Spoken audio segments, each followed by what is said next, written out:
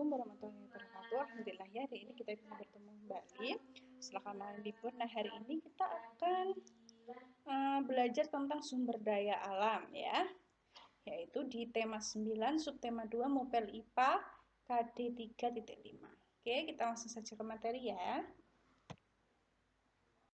Sekarang anak-anak itu ya, buka halaman 71. Kita belajar tentang sumber daya alam. Adakah sungai dan pohon di sekitar kalian? Nah, sungai dan pohon merupakan salah satu unsur lingkungan alam. Keduanya memiliki banyak manfaat.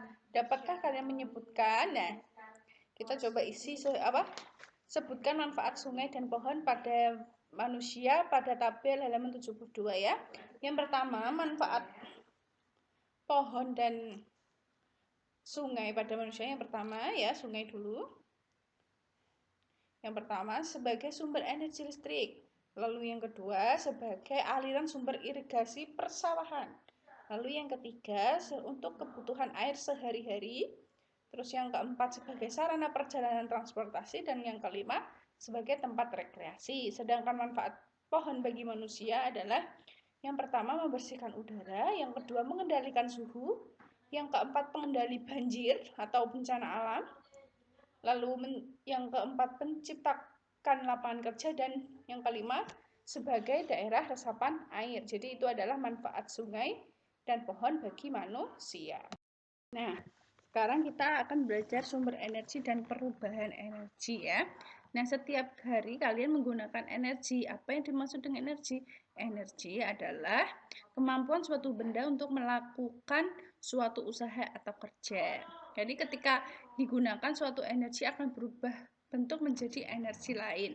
Contohnya seperti halaman 73 ya. Situ ada anak-anak bermain layang-layang ya. Anak-anak bermain layang-layang. Nah, di situ yang digunakan adalah energi angin berubah menjadi energi gerak. Lalu yang kedua membakar sate. Di situ ada energi api atau kimia berubah menjadi energi panas. Lalu memblender buah dari energi listrik berubah menjadi energi panas. Terus yang keempat itu menyetrika baju, yaitu energi listrik berubah menjadi panas. Dan yang kelima matahari berubah menjadi energi panas ketika menjemur hasil pertanian ya. Pemanfaatan perubahan energi. Pemanfaatan perubahan energi apa saja yang terjadi dalam kehidupan sehari-hari.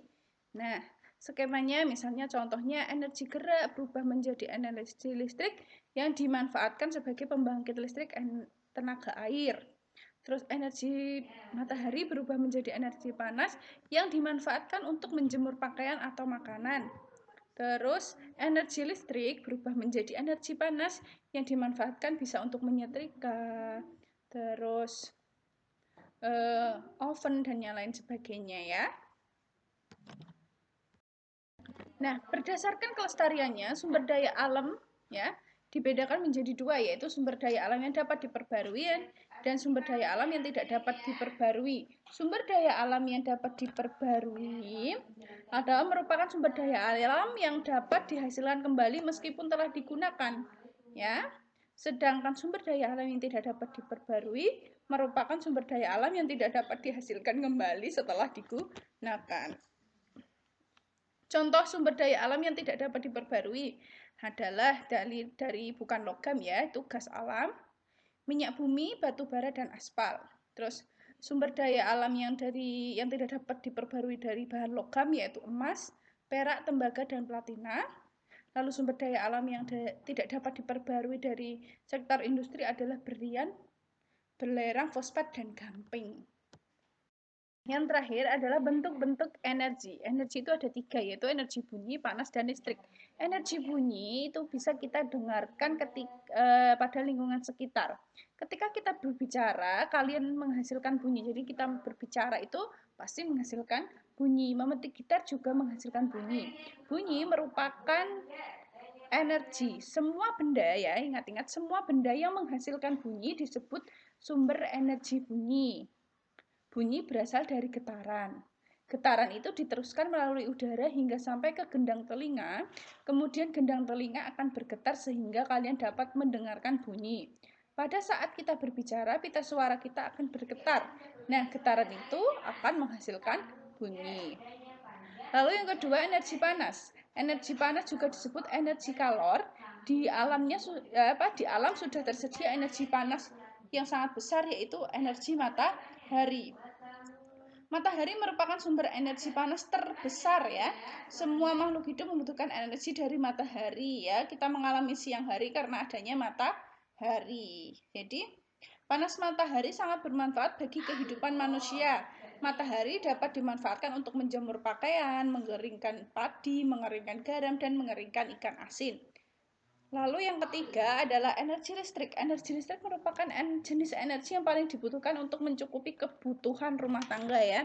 Hampir semua perabotan rumah tangga kita memerlukan energi listrik. Contohnya lampu, setrika, radio, kipas angin, dan yang lain sebagainya. Nah, ketika dimanfaatkan, suatu energi berubah menjadi energi bentuk lain. Contohnya, energi listrik berubah menjadi energi panas, contohnya saat penggunaan setrika, kompor listrik, dan oven.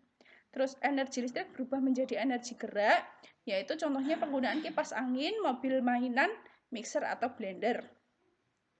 Terus yang ketiga ya, yang C, energi listrik berubah menjadi energi cahaya. Contohnya penggunaan lampu dan televisi.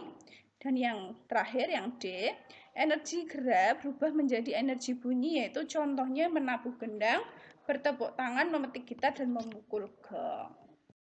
Alhamdulillah, terima kasih. Itu saja yang bisa Bu Sherly sampaikan hari ini. Semoga bermanfaat untuk anak-anakku sekalian. Ya, selamat menunaikan ibadah puasa ya, marhaban ya Ramadan. Semoga puasanya lancar sampai 30 hari ya, tidak bolong-bolong. Amin. Itu saja yang bisa Bu Sherly sampaikan untuk hari ini. Mohon maaf. Wassalamualaikum warahmatullahi wabarakatuh.